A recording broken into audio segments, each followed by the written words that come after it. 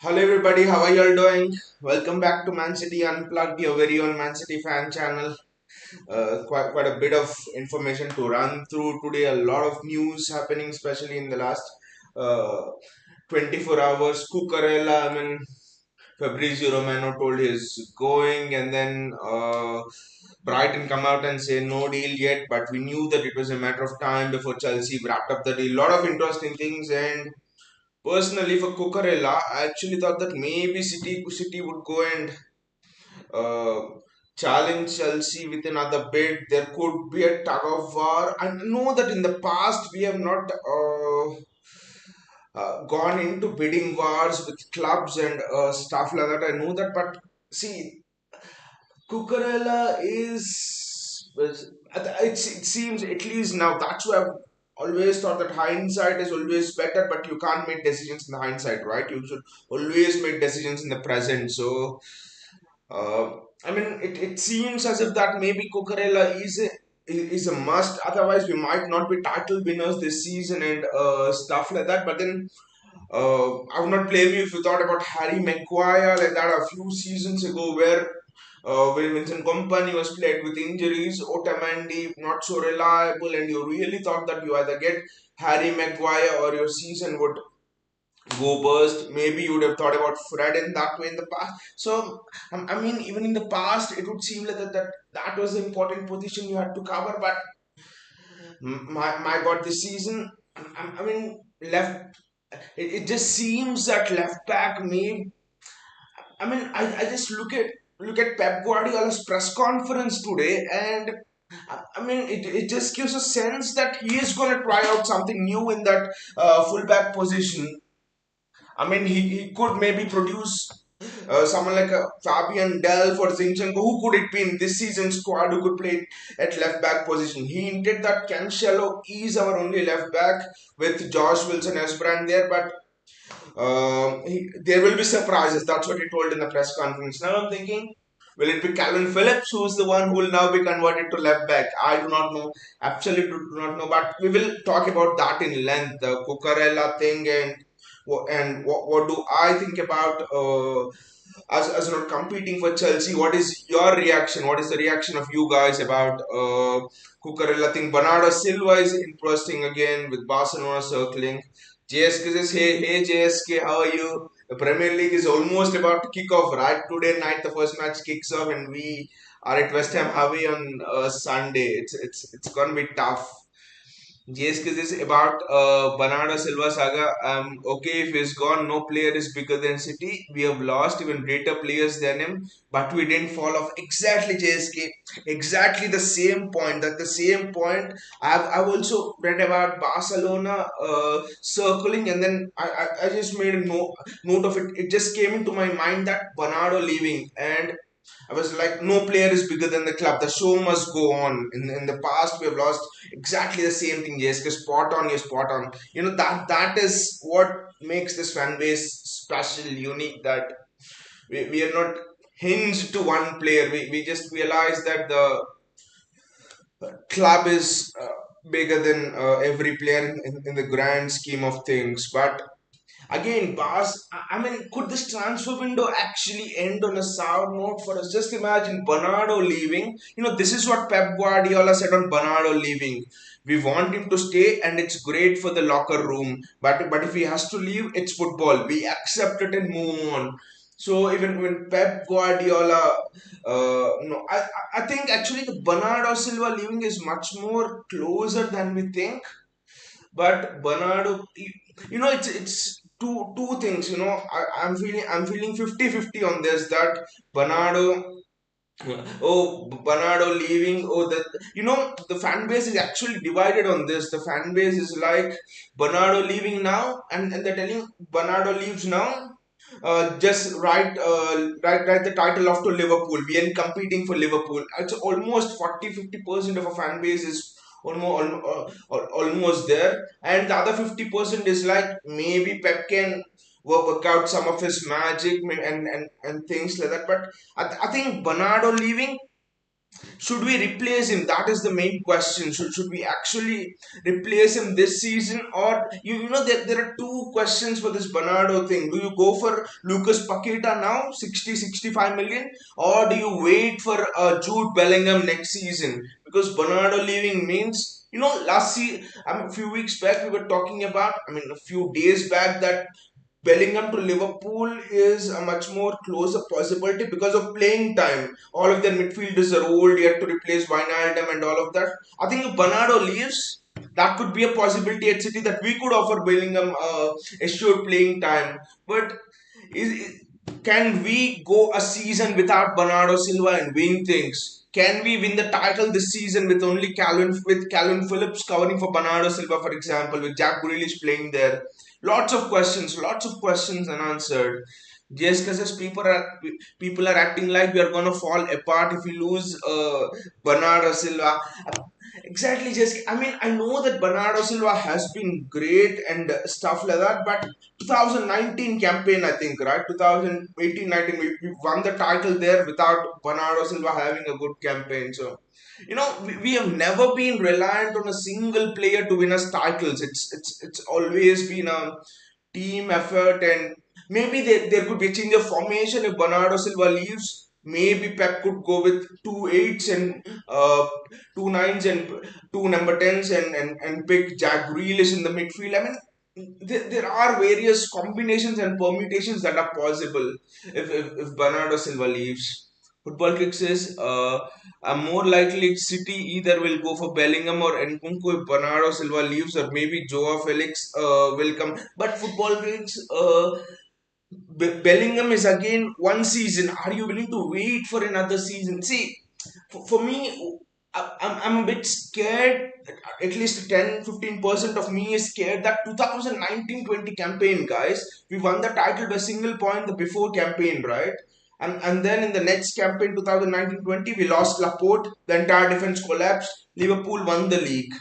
That is the only time, apart from the first season, of course, that Pep has surrendered a Premier League title. And what are the similarities then? Lack of cover and defense. Only we were relying on Laporte and stuff like that. So could that similar thing haunt us in the left back position? Could the similar thing haunt us in the midfield position with Gundogan getting old?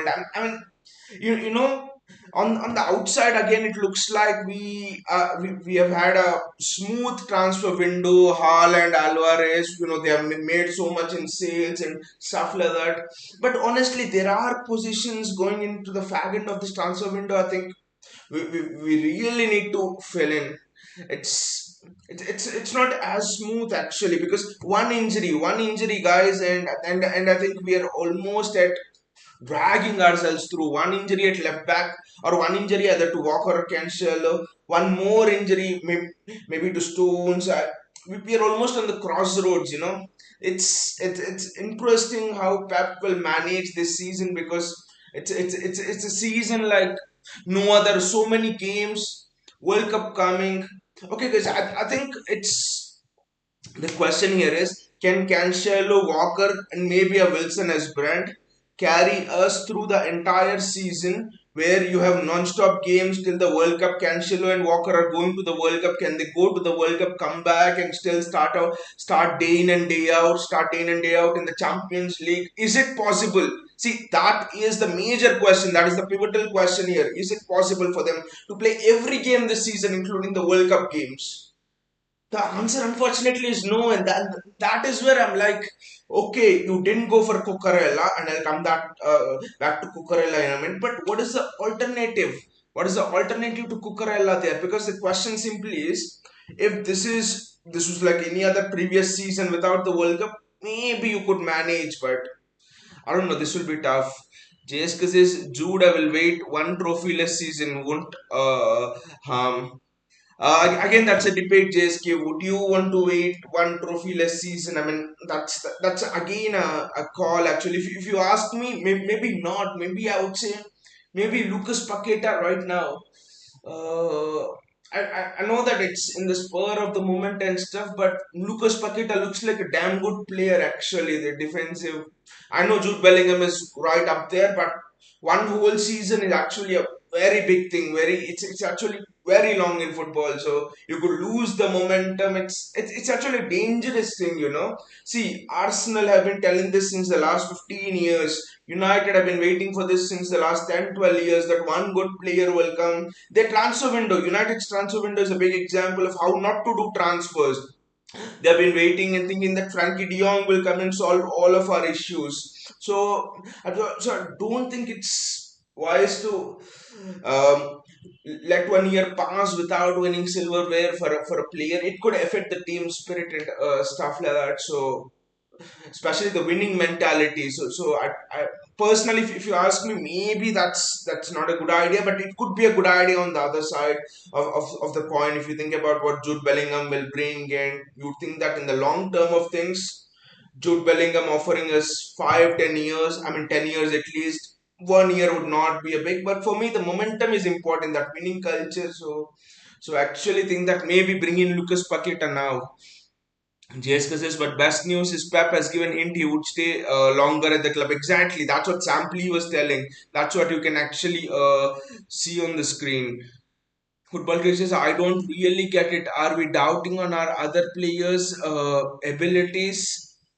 And exactly, football critics. And another thing is Jack Grealish. I mean, see, why did we bring in Jack Grealish? We brought in Jack Grealish to replace Bernardo Silva, right? That 2018-19 campaign, after which Bernardo Silva wanted to leave and stuff like that. So, I mean, did we do a mistake? Did Pep for once do a mistake by not preparing Jack Grealish for in that midfield area? I know that Bernardo was very good, but then see this is also strange. I found strange that Pep generally, you know, he always has a backup. He always gives players chance in other positions so that they become versatile and stuff like that. That hasn't happened with Bernardo's position. Okay, Rodri is another thing, Fernando DM, but Bernard, I thought that maybe Pep should have given more chances to Jack Grealish in that midfield role which Bernardo used to play, so that in the worst case scenario, this is football, right? You do not know who leaves when, who could be turned around by an offer. So I think that's a small mistake on the side of Pep, because Jack Grealish actually enjoys playing in that midfield role. You've signed him to replace Bernardo in the worst case scenario back then 3 years ago. Should have trained him there, because Jack Grealish could have fit in that Bernardo role. Even the worst case scenario would have happened. We would have gone for a left winger. PC left winger. That would have been more beneficial for the team. I actually think. Sean Paulo says, hi, hey Sean Paulo. Football Critic says, just because Bernardo is leaving, we started to doubt another player's abilities, or what's that not City? Bernardo is just a player for us. Exactly, Football Critics, exactly. But the only thing is, who is going to play that Bernardo role for us, taking the balls from the centre back and that kind of stuff? That is the only question. You're right, exactly. We should not doubt it. Suddenly the news came, and I was going through the discussions among the fan base, and that is the thing. I mean, a lot of many people are like, write the title to Liverpool. I mean that's just insane. That's just crazy. I know it doesn't represent the majority and stuff. We know that, but I mean, you're right. Bernardo is the show must go on. For me, it's Lucas Paqueta this season, 60 million. Maybe you could wait for one more year and try a Calvin Phillips or Jack Grealish there. We'll see. I think Pep has a few formation changes also in the mind. Maybe he would play with two pivots, Calvin Phillips and Rodri holding, give more freedom to De Bruyne and a 4-2-3-1 system.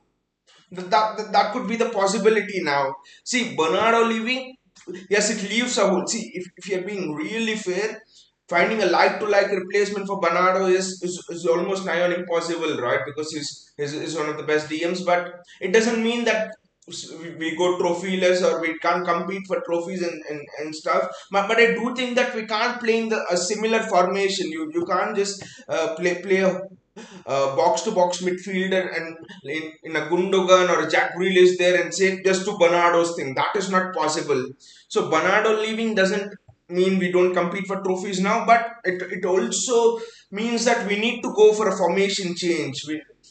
I'm again thinking, what could that formation change be? So formation change will be if Bernardo leaves, playing to the strengths of a Gundogan, playing to the strengths of a Jack Grealish, and what could that be? Maybe Rodri holding and playing two camps, like we discussed earlier, could be that. This is intriguing. The West Ham match will reveal a lot. Pep, I sometimes feel that Pep has hidden a card back in his pocket in the Community Shield game. We have not seen the entire shades of Pep over there, so the West Ham match is going to be very intriguing for me. Calvin Phillips' Bernardo role, maybe people say that he's not as quick in terms of turning and stuff like a Bernardo. Lot of options, lot of intriguing things, curious things, lot of options to look at.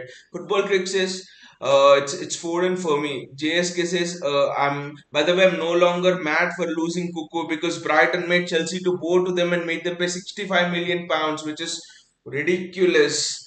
And I mean, JSK, it's not just 62 million pounds. You also have to look into that Covil deal, right? The Covil deal which Chelsea have accepted for Covil to go to loan on Brighton. Even that's a leverage, right? Both of the deals are connected, whatever people say. So, that's a leverage as well. Just imagine City not having any leverage of loaning out any player to him. I think 50 million pounds is just a false figure quoted to make sure that City are the villain here. It all seemed that City are just not paying, and that's what all the media and everything showed it to us that City are misers. They don't want to pay that extra 10 million, whereas they are going for Guardiola for 80 million pounds bidding stuff like that. But if you actually look into it, I think Brighton could have very well been asking about at least 70 million pounds.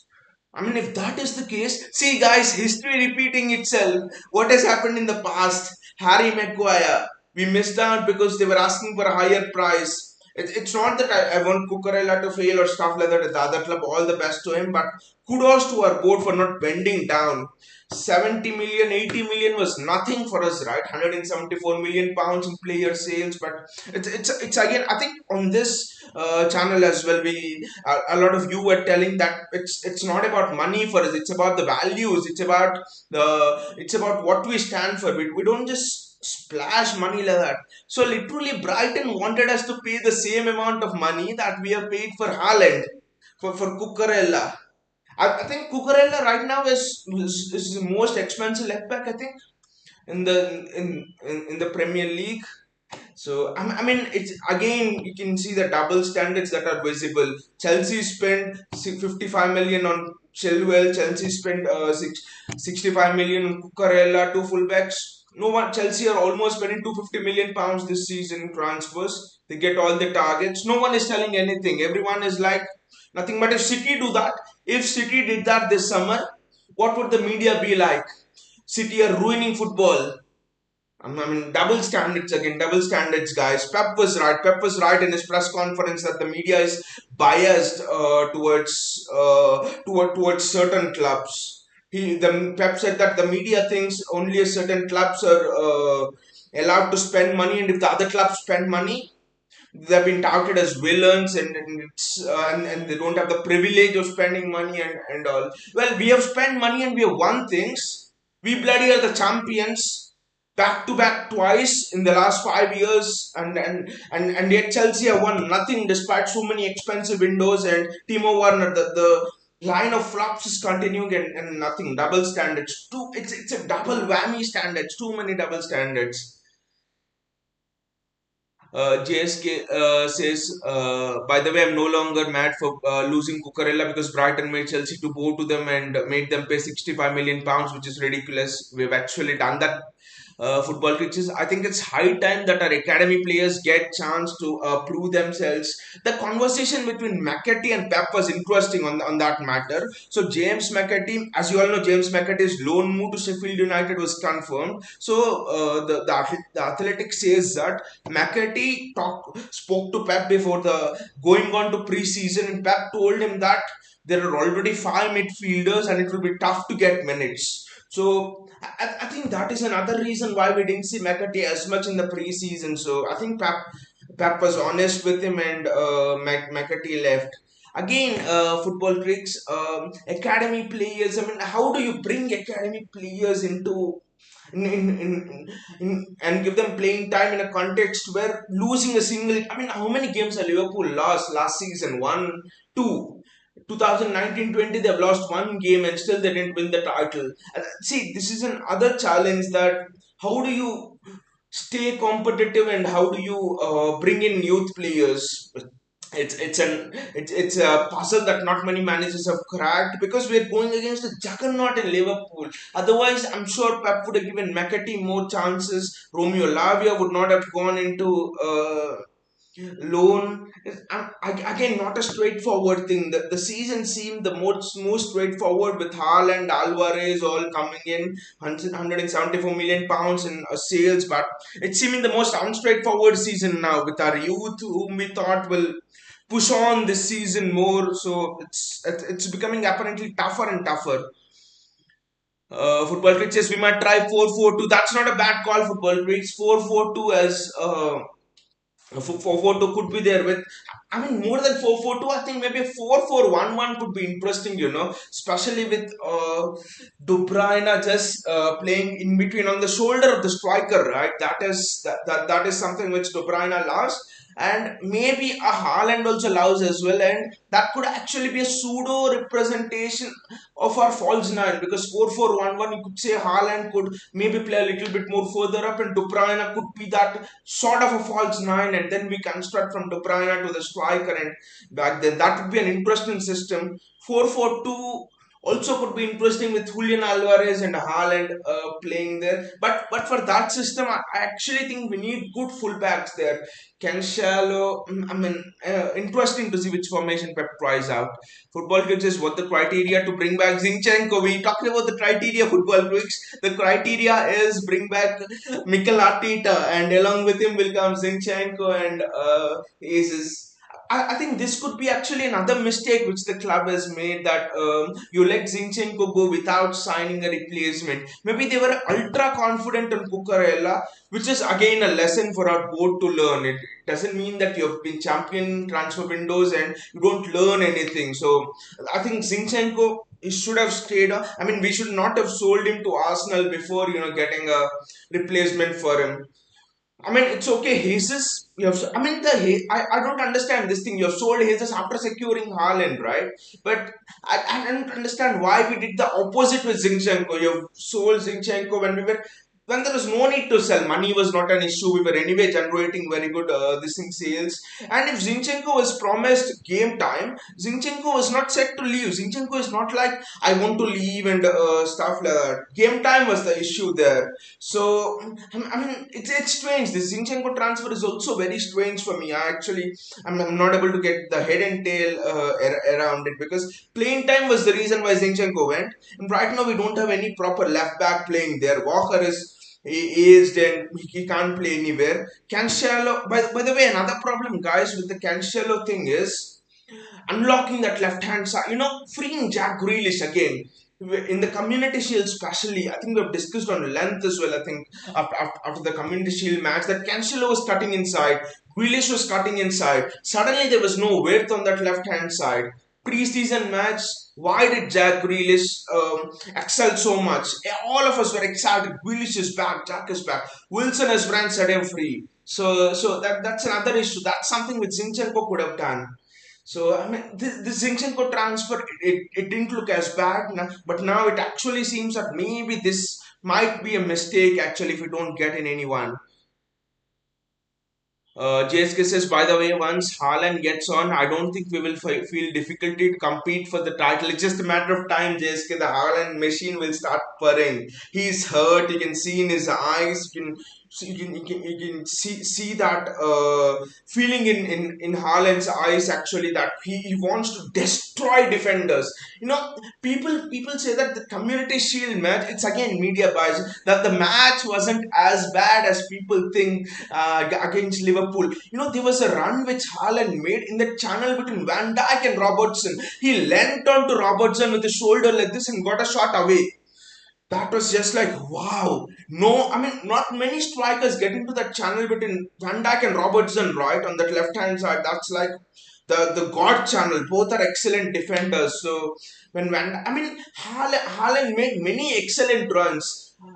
He made runs. It's just that we didn't find him. On another day, Haaland would have an hat-trick, 4 goals. If just De Bruyne found Haaland. It's just that connection was not there, and it's okay. That's okay for the first game, but once that connection forms, that telepathy. Just imagine, guys, that telepathy forming between Haaland and De Bruyne. Defenders, even if godly defenders come, they can do nothing. Van Dijk and Robertson were struggling to contain the beast. Almighty Blues FC says hi, bro. Hey, Almighty Blues FC. JSK says hello. Ankit Bhaiya, invite him for city discussion. Football Crick says 4-4 to Mahrez and Foden is back in midfield. Again, Football Crick's width is the thing here actually. I mean, you play a four. See, in the Community Shield, that was the problem. Why did we lose? It's the same thing again. Too many people cutting inside. The field is made too narrow for a De Bruyne, for example, to operate in no spaces. It goes against every fundamental rule in Pep Guardiola's checklist. Maintain the width, maintain the width. So, and who's the fullback? Who's the fullback actually to give us width on that left hand side? Walker doesn't give you width on the right hand side actually. He rarely goes up. Football Fix is actually we can go for James Madison, can be a good option. But Football Fix in the midfield, James Madison. Uh, I mean, there are too many midfield. I mean, we could have given chance to James McAtee, for example, instead of going for James Madison. Madison 25-26. Again, Leicester demanding 60 million pounds. Newcastle have two bids of 40 and 50 million pounds rejected. I think Madison is actually out of question. And also, it's an area that we don't need to.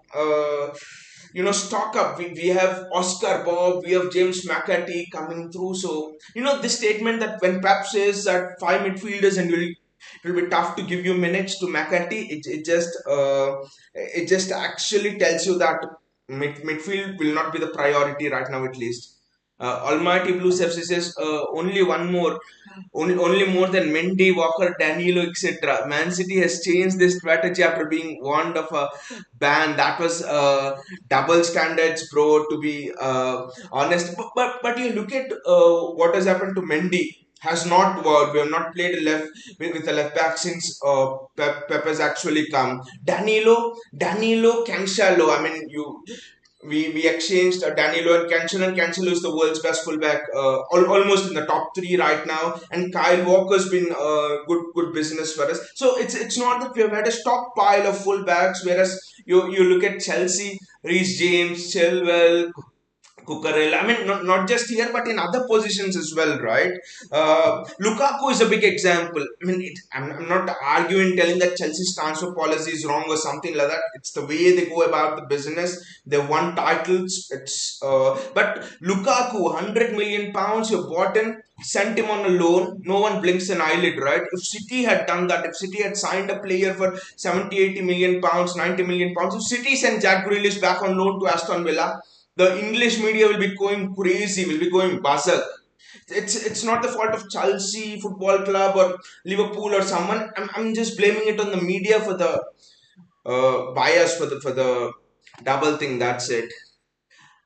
Almighty Blues FC says yes, City has been by far.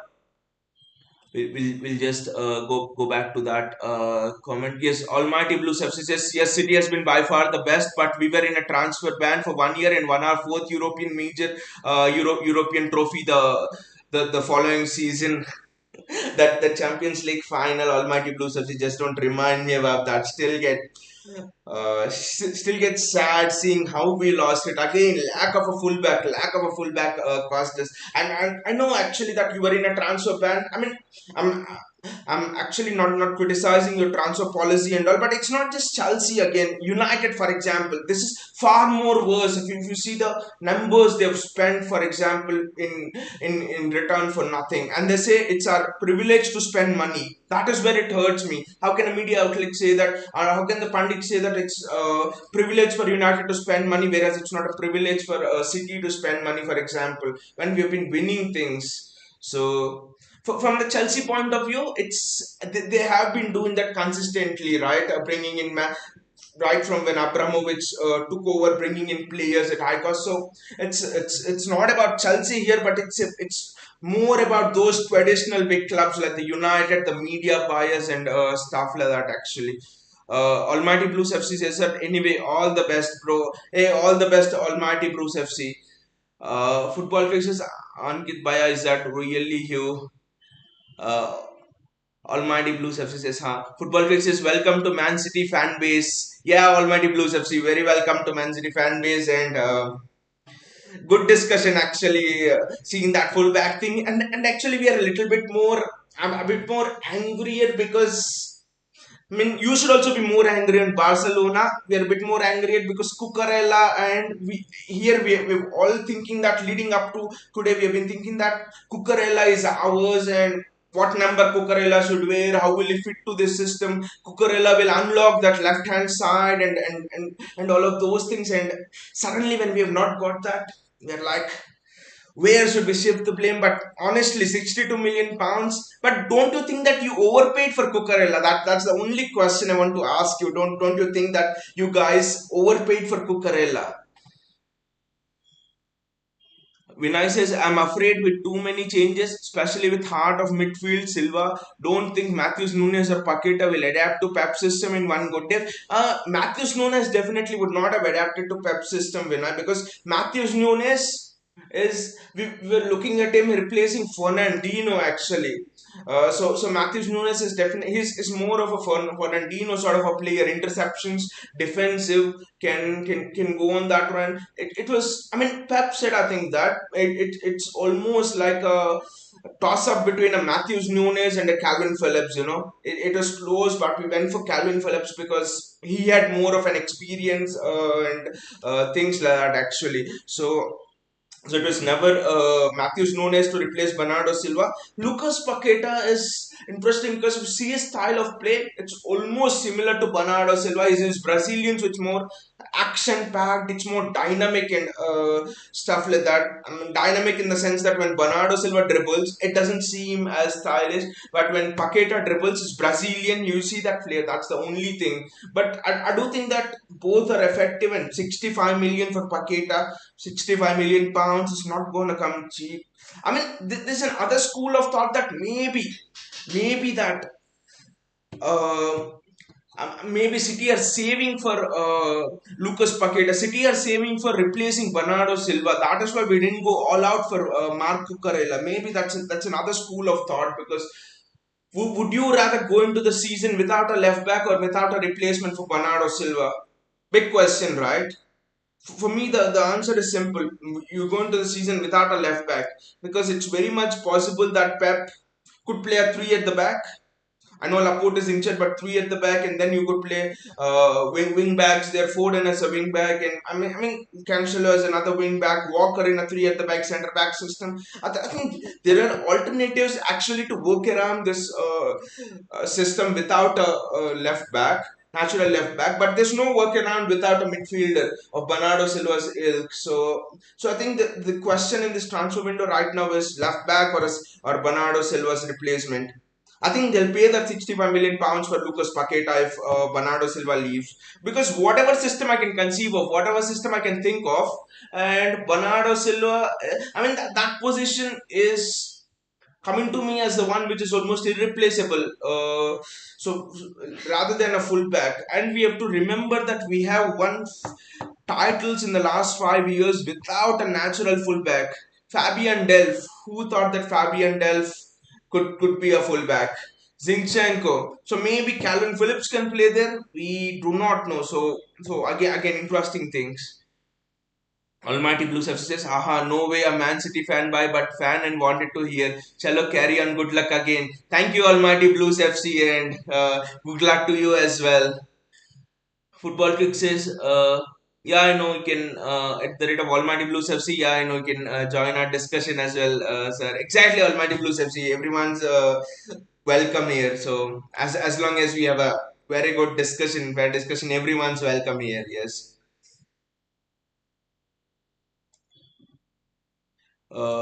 Football Crick's is मैं तो FIFA games पे बनाता हूँ. Yes, football Crick's actually you can you can start making content and you can do it actually. Football critics at the rate of GSK, sure, starting from this season, football critics, I've observed that Haaland needed support, like for example, Sancho and Bellingham. I think Alvarez can deliver that at City along with Foden. But again, football critics, that's the thing. Bundesliga, that Bundesliga, it's almost a counter-attacking style of football, right? It's end to end, and you would not see Haaland making those. I mean, when Haaland makes those 30-yard sprints, it's like a monster running. No defender would even want to get close to him. Not even Adama Traore.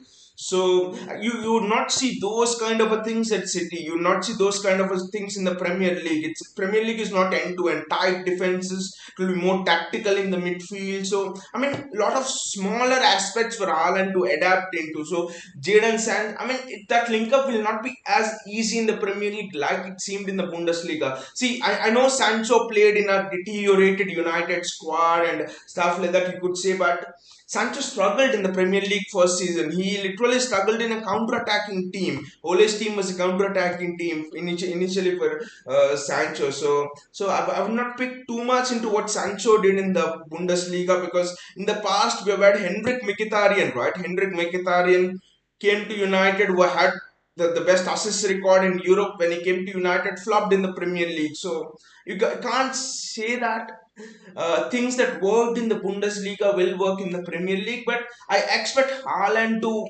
He's a great learner actually. He learns things fast, and I expect Haaland to score goals in a different way than he did to Bundesliga. Those little movements will be what will help him. Great strikers. Alan Shearer, I think he said this, that great strikers don't always make those lung bursting runs or something. Great strikers sometimes the art of striking is just to stay still and trust that the ball will arrive for you. It's just to make that little movement, little side step to your left hand side or right hand side. I think it is these subtle things that Haaland will learn here. It is these subtle things that Haaland will have to learn if he has to be a success at City, for example. Almighty Blues FC says that Lukaku was a one-off. It has already been touted as the worst transfer in history. That was a record transfer. Can't be taken as a benchmark for Chelsea transfers. We have had so many exits too, bro. And also this transfer window football. Almighty Blues FC has been tough for you, right? Barcelona. I mean, Rafinha I thought would have been good for you. Jules Koundé would have been good for you. So I actually thought that Barcelona was. I don't know why players go to Barcelona, but yeah, you actually deserve to spend big in this transfer window, owner and stuff. But I was talking about the generality of, especially regarding the United media outlets and things like that around that which Pep was mentioning. Bias in terms of city spend, and they say that we are the ones who are only spending. I wanted to say that everybody spends. JSK says, bro, do a collaboration with Almighty Blues FC. Only this way a fan base will spread among Indian community. Football Crick says, I had high hopes for McAtee, but he left this season. Again, Football Crick's McAtee, Palmer, two players who I thought are banged on to start, because Gundogan is leaving. The usual process is Gundogan leaves. Player in his last season of the contract, you bring in a young player on the bench. That's how we develop Foden, right? Foden, Bernardo Silva, sorry, Foden, David Silva. That is how Foden came. It's interesting why Pep has left James McAtee and told him to go to loan. It's also that Liam Delap. News is that Southampton have bid 16 million pounds for Liam Delap, for example. So Delap might be leaving on loan. He might not be sold, but he's leaving on loan. So I actually think Pep has in mind that this season is not the season for youngsters. Number one reason, no preseason.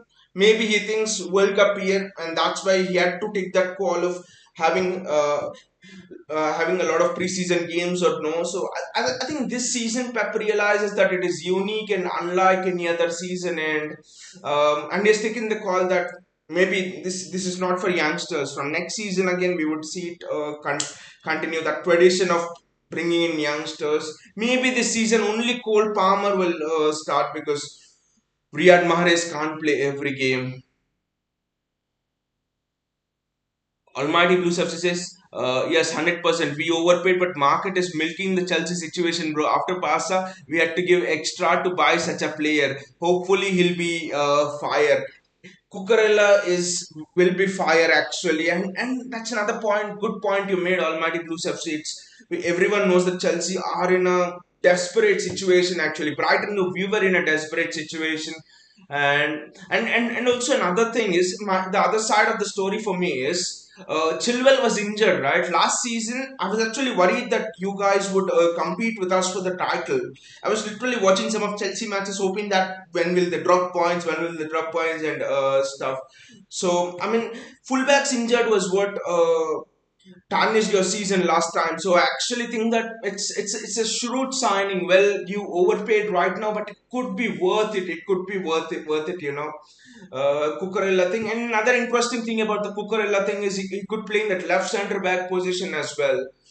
But again, here it is. If you sign Fofana as well for 80 million pounds, then I would think maybe Cucurella may be overpaid. But if you don't sign Fofana, I think the 60 million pounds for Cucurella is worth it because he can play left centre back, play Chilwell as the wing back, or you could play Chilwell in that left centre back, Cucurella as the wing back. Lot of positions he can play. He's good enough to play in the midfield, versatile player. So it again depends on what are you going to get Fofana for 80 million pounds or something like that. JSK says let's play 3-4-3 without fullback. 3-4-3 system. Again, 3-4-3 system. The drawback of the 3-4-3 system is a lot of our best players get left out, right? Three at the back, Stones, Diaz, and Laporte for a moment, if you imagine. The four in the middle. This is where all of the debate comes. Who will be the four in the middle?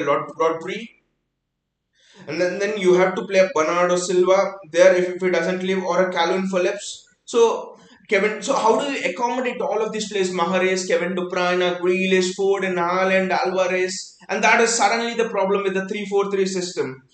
I think the 3-4-3 system. I mean, when you design a system, the thing is, the first question any manager asks is this system able to give the best of my players chance to participate in the game? Is second point is this system giving all our players um, an option to express the best of their abilities? The answer is no for the 3-4-3 system, and also playing a three at the back for against low blocks was I don't think that is what Pep will be looking at. Defense is not our strength. Defense it's strong. We have the highest number of clean sheets, but it's not where we are. We have a plethora of attacking players, and that is actually where Pep should look for. 4-4-2. 4-4-2 seems to be decent bet for me. 4-4-2 diamond. But again, do we have the players? We played diamond for a bit, pseudo diamond for a bit against Liverpool, and we struggled. Again, personal. Do we have two fullbacks who can work in the 4-4-2 system? Because the drawback of the 4-4-2 system is width on the flanks. And you need to have midfielders with great engine who can run, and I don't think this is the season for experimenting with the 4-4-2 system. So the system is a curious thing here. Football Click says, yeah, if you watch closely, he was into the game as soon as Alvarez, Foden came. His game required fast plays, and I completely agree with Aguero. Sterling should have stayed. Again, Football Clicks, that the debate here is Raheem Sterling. I mean, why did we let him go? Those chances, those crucial chances in a Champions League final or in a Champions League knockout game, I mean, chances will fall to Sterling. Obviously, that's the nature of his gameplay. That's the nature of it's almost like reflex actions that he goes into those them positions. You can't say to Sterling, don't go into them positions where you get high quality chances. He will go into them positions, and then the question here is finishing has cost us a lot. Sterling gives us a lot in the gameplay, I agree, but Champions League, it's about finishing. It's about finishing those gilt edge chances. So I think that's the reason why we bought in Alvarez, and I think a lot of people will actually be surprised with how good Alvarez will be. I think there's not a lot of talk about him. Vinay says, I hope Gundo swap with Melo of Arthur Melo of UA. Is that true? I don't want it, right? I don't know where this. I think it's a rubbish rumor. When I saw it, I was like, Arthur Melo is actually not a bad player, but Gundogan, Arthur, Gundogan, one of the captains of our team, Gundogan, who knows the system inside out, Gundogan, who has won us a Premier League title almost on his own. He got us a match which was almost lost. Is Arthur a Gundogan type of player? I don't think so. Arthur is almost like, that pass master. Arthur for me is a Jorginho kind of a player than a Gundogan kind of a player. Arthur doesn't make those dynamic runs, so injury prone. So I mean, hell no, he's a replacement for Gundogan. Actually, is never a replacement for Gundogan. Uh, JSK says, I think our last flop was Mangal. After that, no player has flopped in City after him. Mendy, you couldn't say is a flop because you can't assess the character certificate of someone before he gets into the team, right? With Mendy, we've almost thought that we are getting a gem of a fullback who destroyed us with Monaco and stuff. So you can't get into the personal circumstances of someone. So I would not say Mendy is a flop. You're right. After Mangala, I'm struggling to see who are the flops. But that see, I mean, those 2 3 couple of seasons were a lot of flops, right? We overpaid for Wilfried Boney, for example. I don't know how we paid close to 40 45 million pounds for Boney, right? Boney was a flop, Mangala was a flop. But again, respect for Mangala because he just at the end he left because it's just not as quality. So Mangala was a flop, but for me it's respect for him again because he worked hard to fit into our system. But you're right, our transfer policy, especially from Pep game, has been excellent. Aitnuri is an interesting thing. Vinay says Sosa or Aitnuri. Sosa is Croatian. That's one tick in favor of Sosa. I mean, let us discuss the realistic options that for left back that we have missed out on Cucurella. Aitnuri, Sosa, right? What are the positives of Aitnuri? Positives are played in a full played in the Premier League, is excellent defensively. Pocketed Mo Salah is actually wonderful there. Premier League experience, Pep could mold him into the way he likes. So I think there's no World Cup year for Ait Nouri as well. I don't know about Sosa. So I mean, lot of positives for Ait Nouri, but for Sosa, the thing. See, we are here dealing with two completely different left backs. That is another intriguing thing. All of the left back targets we have been linked with this season. Also, generally, when a club is going after a player, you're linked with other players of the similar kind of a profile, right? But we have been linked with three left backs this season: Sosa, Aitnouri, and one more guy who was David Ram, and the three have completely different profiles. With Sosa, the thing is, he's good defensively. He's nowhere near Aitnouri. Could be vulnerable, but on the front foot, Sosa is a monster. The crosses he gives in and all of those are excellent. I think his defensive record is not too bad. So Sosa would be my preferred move because we don't need a Itinerary for me, it's almost like you're bringing in a like to like fullback like Nathanake. What is the problem with Nathanake? Defensively, Nathanake is experienced than Itinerary as well. He's absolutely good. One-on-one situations, Ake is a monster. So but Ake cannot unlock defenses. Ake struggles to play through the press. Ake cannot liberate a Jack Grealish. So we need a fullback who can attack who can whip crosses, who can go on the outside and provide width. So when you do these things, it liberates a Ford and it liberates a Jack Grealish. It liberates an Alvarez, for example, if Alvarez wants to play there. So for me, it's Sosa all the way, not Aitnori. Football Kit says Cole Palmer as well as Wilson as Brand Pep and others praised him as well. Wilson as Brand will be in again. Wilson as Brand will be a call actually of Pep Guardiola for me. Because would you want to throw that? Would you want to throw a young left back straight into the mix of the Premier League? Because Pep will be sitting in his chamber and thinking, what happened with Angelino?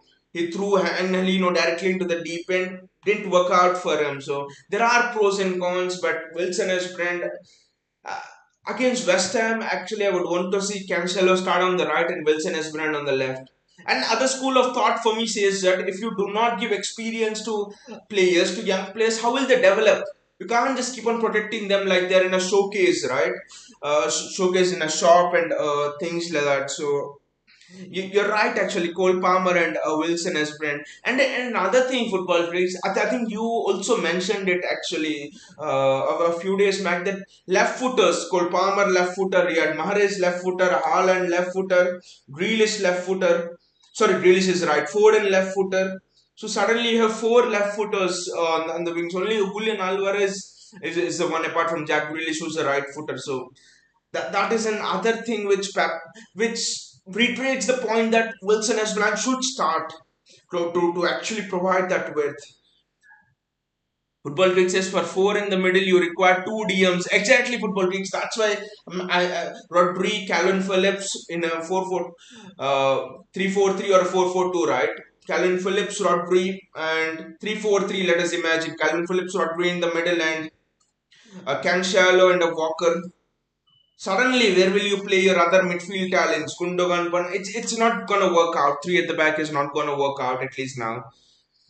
Vinay says Palmer at wings won't be good, man. Sam Edozie was perfect. It's just injuries, it's just bad luck. When I Sam Edozie was good, but the thing about Palmer is he's a technician like no other.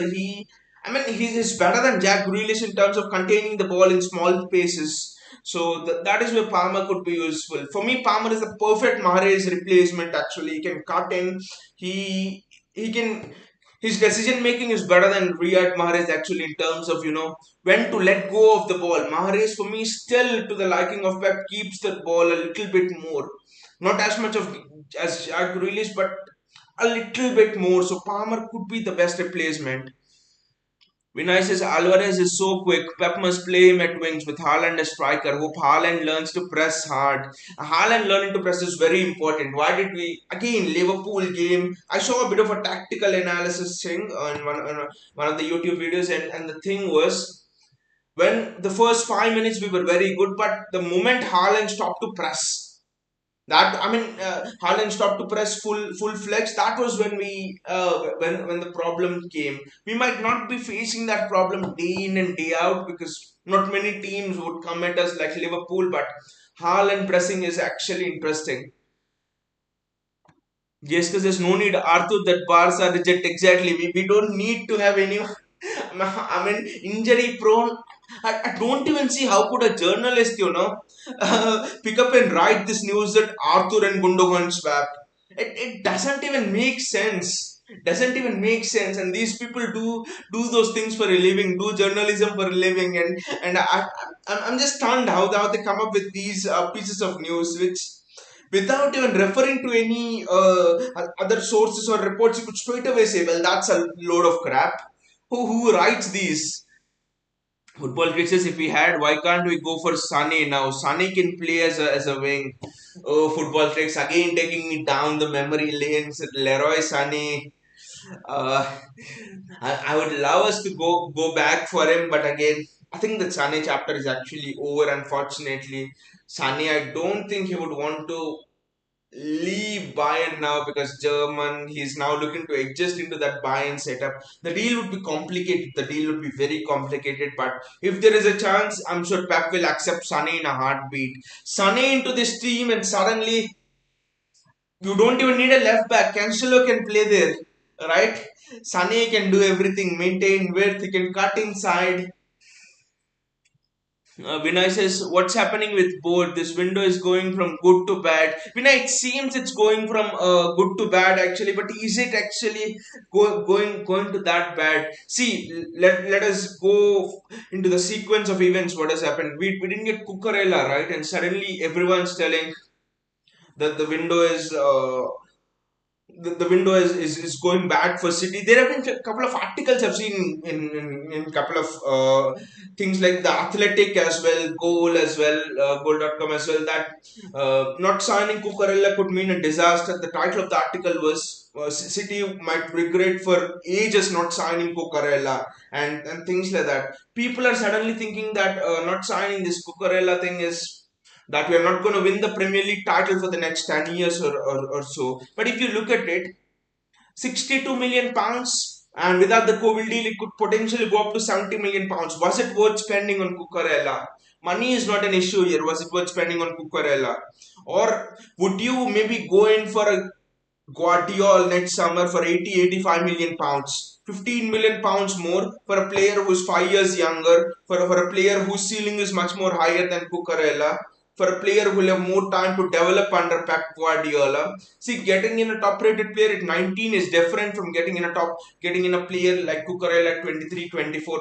Right at that age, you're almost developed, but getting a Guardiola would mean at 19, 20, Pep will have the chance to develop in much more. So I'm now leaning towards the fact that Guardiola, by the way, we have a bid rejected for Guardiola for 80 million pounds. I wouldn't be surprised if City go in for 90 million pounds for Guardiola.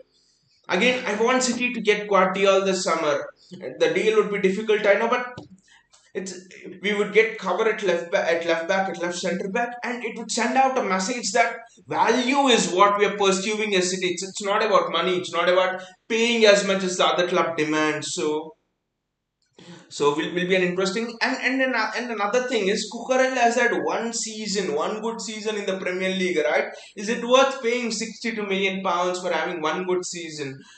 Tixiki Bakaristan and Pep Guardiola would have sat down and thought, okay, the money is there. The chairman is saying that even if you want 100 million pounds on a player, the money is there. The money is always there for you, Pep. It's not a cost about money, but it's a thing about we have done this with Benjamin Mendy, right? He's had one good season at Monaco, and we have bought him in, right? Are we repeating? Could we be on the verge of repeating the same mistake by paying 62 million pounds for him? At 40 million pounds, we could maybe soak it in if he's a flop as well. But 62 million pounds, so Pep would have told, no, we look at other options. Guardiola seems interesting to me. Pep would have told, get me Guardiola this summer, or maybe I'll look at other options and I'll manage for one more summer. But next season, I want you to promise me that we're getting Guardiola. So I think this is what Pep Guardiola might have actually asked, and we have been also linked with this Gomez guy, right, from Anderlecht. Vincent Kompany's stamp of approval. So he's another young left back who's coming in. David Ornstein said that we are in far forward negotiations, advanced negotiations with him. So we're actually right in not getting Cucurella. Actually, if that is the price being quoted. Football Kit says now Sané can play as a right winger as well. Uh, Sunny can play as again. It could be the same issue with inverted wingers. Football tricks. The thing is, you need to have if you want to play inverted wingers like Grealish cutting in on the left and things like that. You need to have fullbacks who can offer you width. And again, Sane would be right as good as a right winger, but is Walker the one offering you width? You need Cancelo there, which again means you need a left back. The left back thing is tormenting us. It's chasing us right now. But actually, the thing is, we would. I'm thinking that if Guardiola has been promised to Pep Guardiola next summer, it would be worth the wait. Actually, that you wait this one season by playing a Nathan Ake there, by playing a Calvin Phillips there, by giving a few chances to Cancelo and things like that. And by the way, people are forgetting that Joao Cancelo has played the entire of last season at left back. He's been better than Robertson last season in that left back position. He's been one of the top three in the world, and we won the Premier League title. We have gone to the semi-finals in the Champions League. So people are acting as if now that maybe based on just the Community Shield match that maybe Cancelo might not be good enough to play in that left back position. So should be wary of that. For me, going for Guardiola next season if that is what we want, and manage this season with all of your makeshift things. GSK says, or we should go for Messi in 2023. Messi would be a good improvement in terms of spreading our brand and getting more, spreading it to a wider fan bases and stuff like that. Messi would be good in that aspect, and also Messi would be good in the aspect that on the bench you train as a youth player, you train with Messi. It will just fast track your development by 2 3 years. So Messi will be good as long as we don't promise him that he will start the important games or Champions League knockout games and he'll play day in and day out. Messi coming on for the last 15 20 minutes for me, and him being happy to have that bench role, that mentoring role, I would be happy with that. The only thing is, I would not want to have a Ronaldo like situation with Messi that he wants to start every game, and that would again be a that would again be a halt in our purring engine actually. JSK says Messi can still give us 2 to 3 years despite his age because player like him is born once in 100 years. But again, JSK, when Messi actually wanted to come to us in that 2019-20 season, right? One of my counter arguments to that was you get Messi, you win trophies, for example, you win Champions Leagues, for example. Messi, you spread the ban, but what cost are you getting Messi if you promise him game time day in and day out? It could hamper your youth development. See, the entire city project has been from day one, from when we have been taken over, has been concentrated towards this youth development thing. 10 years later, 15, that was the vision. 10, 15 years later, youth development to overtake La Masia and all. Suddenly bringing in Messi, I accept he can give us 4 or 5 years as well, but it could actually slow down our youth development because you're literally if Messi plays, he's taking the spot of another youth player. Maybe Liam Delap could have played there. I mean, things like that. It could slow down the youth development. So if you're weighing at what cost are you getting Messi? So cost in terms of slowing down your youth development and stuff like that. So again, it depends on what are the conditions for Messi. Does he want to start regularly and things like that? Football Kick says we are underrating Phillips. He can play as a mid when we have a DM like Rodri. What he does with Rice in England squad.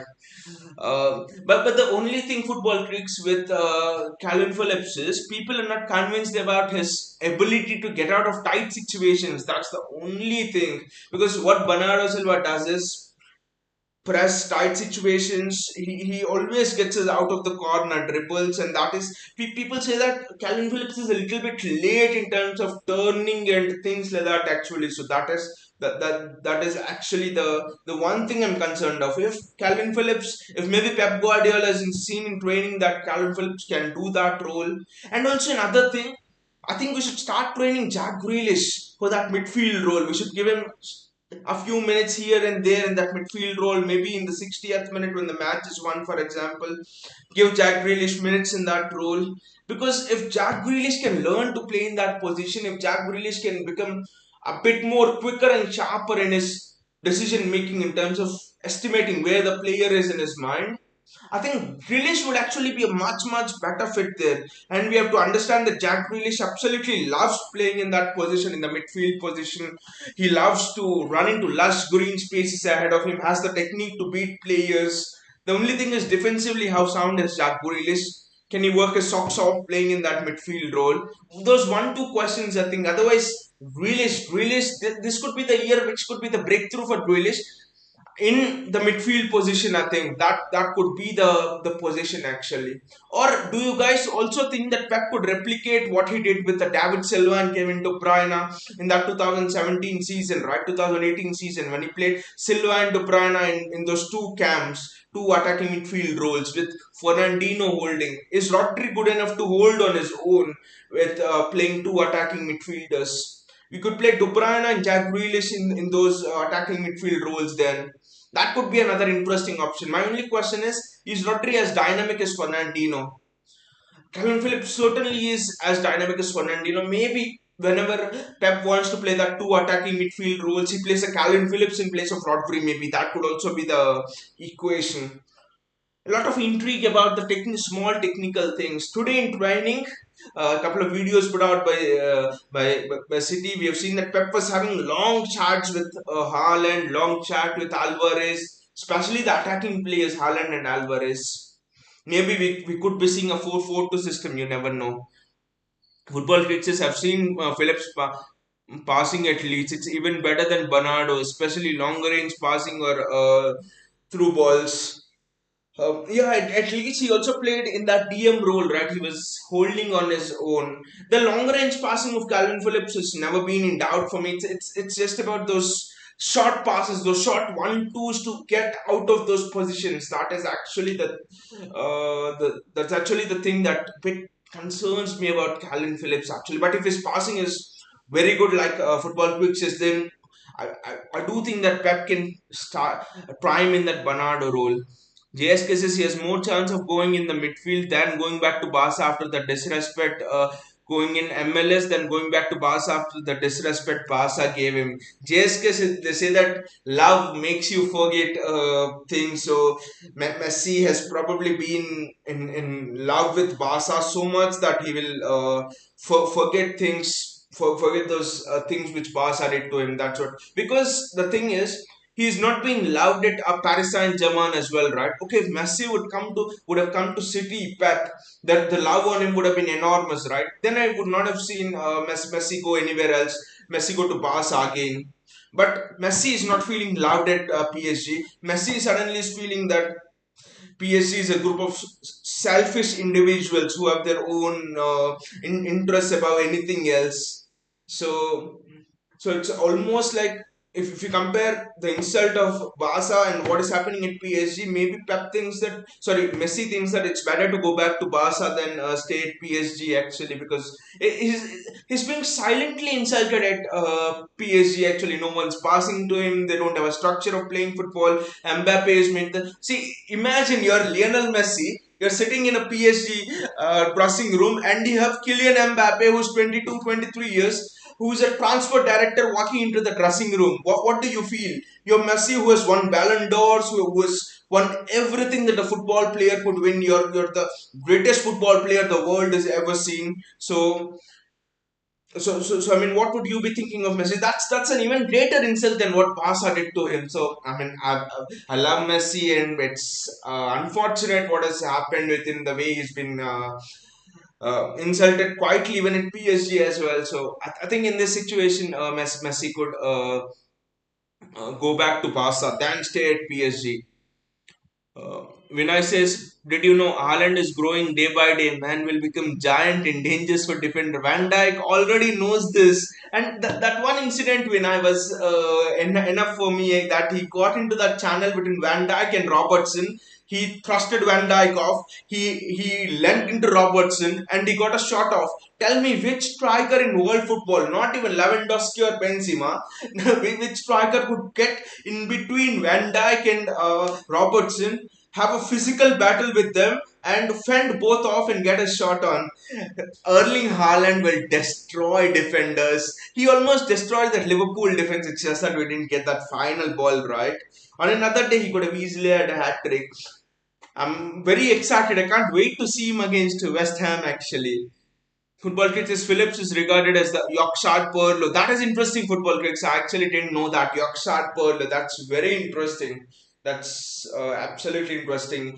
Yorkshire Pearl. That would mean that his passing range is very, very good then this could be interesting. Then Bernardo Silva doesn't do that long range passing as much. So then it would be interesting that you play Phillips alongside Rodri for, see, because Bernardo this season can't play every game. World Cup year, every 3 days Bernardo can't start. So it's almost like Pep will need to play someone, rotate Bernardo Silva with someone. Could be a Phillips. I suspect it's Phillips. But again, see, the centre back, Laporte is injured. Don't trust Diaz and Ake to be successful in a pair. Stones has to play. Injury issues with Stones. Maybe you play Calvin Phillips at the centre back position as well, because he's a ball playing centre back, and that passing range as well. So intriguing decisions, very intriguing decisions that Pep will have to take. Vinay says KP can't Calvin Phillips can't be Silva replacement. Only concern is dribbling and progressive runs. He can do long balls though. Vinay, I also think Calvin Phillips can do progressive runs because he's done that thing for Leeds. But the only thing is that dribbling, and that, see, that is the only question mark. That dribbling is the only question mark. I mean, if you ask me who is best suited to replace Bernardo Silva or at least be rotated with Bernardo Silva, I would actually see Foden. Foden is actually, I mean, Grealish question marks in on his defensive side and decision making and stuff in the midfield role. Calvin Phillips, again, there's a bit of a question mark in terms of dribbling and all. Foden is the only player who doesn't have any question marks. So that is actually that could actually also be a choice. But the thing with Foden is We need him on the left wing. We do not have a direct winger again. You can't play Grealish and Cancelo together on that left wing again. So on that left flank. So I mean, lot of decisions for Pep to decide on, especially because one decision is affecting the other here. You play Ford in the midfield, suddenly the balance is shifting in the attack. You play Callan Phillips in the midfield role, question marks. So, what is he good enough in the progressive runs and all? Lot of question marks. JSK's only replacement for Silva is Jude, especially when we have Haaland and Ford and connection. That is the call again. We are in advanced negotiations with Lucas Paqueta, right? That again shows me that maybe Pep isn't sure about these players replacing, which we have talked about, replacing Bernardo Silva if he leaves. So, I mean, there are a lot of questions sealed in the box. Only even Pep and Dixie might be actually confused right now in understanding this situation. So, I think things will be clear once we get on against West Ham. Remember, guys, West Ham away is very, very tough.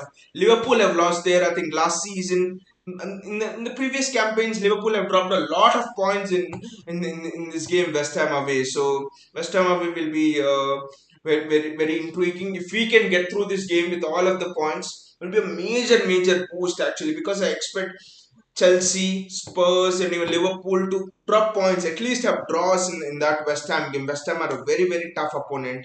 So Sunday's game will actually give us a lot more clues about what Pep is thinking about. Vinay says, "What should we do with Grealish? Mahrez at least is good in finishing." Vinay, the answer to this Grealish question is strangely it lies in the answer to the left back question, because if Josh Wilson Brand plays like he played in preseason, going down the flank and maintaining width, you will see a completely different Grealish. You'll see a Grealish who will destroy the opponents. I mean, you just imagine this. If we had a natural fullback against Liverpool, suddenly Liverpool would not have been able to double in on Jack Grealish. So I actually think that the answer to unleashing Grealish will be the answer to bringing in. It could not be a natural left back. It should be a natural left footer who can maintain weight. That is the thing here. Could you see a scenario where Foden is playing at left back? I mean, hell not. That's just a joke. But Pep is crazy. He can do anything. Foden will offer with. I mean, that is the only thing that is stopping Jack Grealish from expressing his potential. Suman says, transfer director. Vinay says that Liverpool game actually blessing in disguise. You're playing like we don't have striker. Now there should be more crosses and through a more direct approach. I don't expect us to suddenly turn on a switch and suddenly go against West Ham and be boom boom and give and play 2 3 passes and crosses like we are playing with the striker. It will take time to adapt, and it's not that only we should adapt. It's also that Erling Haaland needs to adapt. I mean, it's Haaland pressed well against Liverpool actually. Okay, his press broke down for a few times, but Haaland actually pressed well. So I mean, the problem was Haaland was. I mean, a lot of time. I know it would not have been zoomed on the camera, but you just keep an eye on Haaland whenever De Bruyne had the ball. He made those little curvy runs. He made those little runs around the centre back. He was doing it time and time again. Unfortunately, no one in the midfield was passing to him. So I think it's about developing that understanding with our strikers. De Bruyne, Bernardo Silva maybe playing those balls early. Cancelo playing those long balls early. Walker playing those balls from deep, or centre backs. John Stones playing that balls from deep. Ederson actually was the one who was actually trying to pick out Haaland with long balls early on. So it actually is more about understanding the movement of Haaland. His people say that he could be a flop at City because he is very good in counter attacking systems and stuff like that. But you just look at the movement he has. You ask me what you ask me to judge a striker and I instantly look at his movement, because pace will disappear as you get older. You could have a hamstring injury or could have a bad ACL and pace could be taken out of the game. You would not be good at heading wise and stuff. But if you have the movement, if you're a fox in the box, that is enough. You don't need anything else Look at pacey strikers in the past. Michael Owen, gone by 23 years old. But you look at Aguero, you look at Suarez. What is the main reason for their longevity? The main reason is their movement, staying still, having the calm, knowing when to go. So I actually think that is that is the best attribute about Haaland, which is not actually discussed. They talk about his physicality and things like that, but that is the real best attribute. So actually, it's about adapting to the runs of Haaland and Haaland adapting to our pressing. I think these two factors will actually determine how well we do it against Haaland. So will be interesting with that West Ham game. West Ham are a real tough opponent. We'll know where we stand, where are our fitness levels, at least in this at this point of the season. And also we'll have more clarity after that West Ham game on which positions the club is actually looking to strengthen. Anyway, guys, thank you so much for joining us. It's been wonderful. Thank you so much for all of your comments, all of your insights. It's just been an absolute pleasure. Actually, a lot of light shed onto a lot of issues actually that we are uh, going through the Cucurella thing and a lot of stuff actually. So thank you again, guys, for joining me, and hopefully we have a good game against West Ham. And take care, guys. Again, see you all.